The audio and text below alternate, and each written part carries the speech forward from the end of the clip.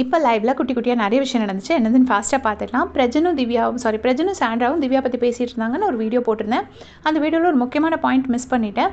சுபிக்ஷா பற்றியும் பேசுகிறாங்க. சுபிக்ஷாவை வந்து நான் அடிக்கவே இல்லை, இப்படி தானே தட்டுனேன், அதை அடித்தோன்னு சொல்லிட்டாங்கல்ல பிரஜன் அப்படின்னு சொல்லிட்டு சாண்ட்ரா வந்து பிரஜன் கிட்டே சொல்கிறாங்க.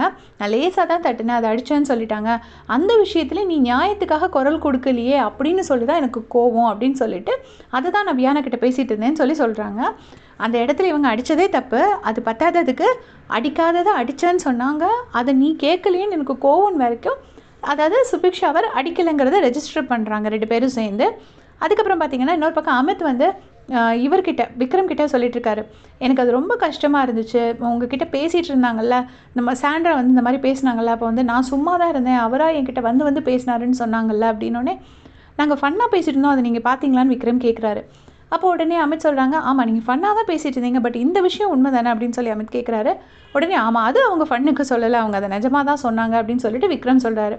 சொன்ன உடனே அது எனக்கு ரொம்ப ஹர்ட் ஆகிடுச்சு, பொங்கலாக இருந்தாலும் அவங்க எல்லாமே இது பண்ணால் கூட எனக்கு அதை ஃபுல்லாக ஃபர்கிவ் பண்ண முடியல அப்படின்னு சொல்லிட்டு அமித் வந்து அதை விக்ரம் கிட்டே ஷேர் பண்ணிகிட்ருக்காரு. அதுக்கப்புறம் பார்த்தீங்கன்னா திவ்யாவும் கேமியும் கிச்சனில் நின்றுட்டுருக்காங்க. திவு அப்படின்னு சொல்லிட்டு பிக் பாஸ் கூப்பிடுறாரு.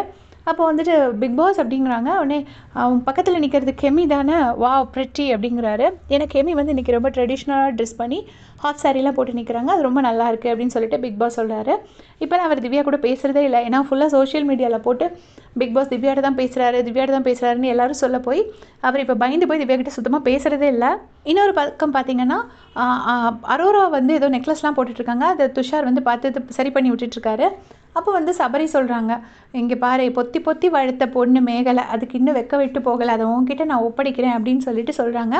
உடனே எப்ஜே சொல்கிறாரு, பற்றி அவன் அனுப்பிச்சிட்டு இருந்த கஷ்டத்தையெல்லாம் நைஸாக உன் சைடு தள்ளி விடுறான் அப்படின்னு சொன்னோடனே எல்லாரும் பார்த்து சிரிக்கிறாங்க.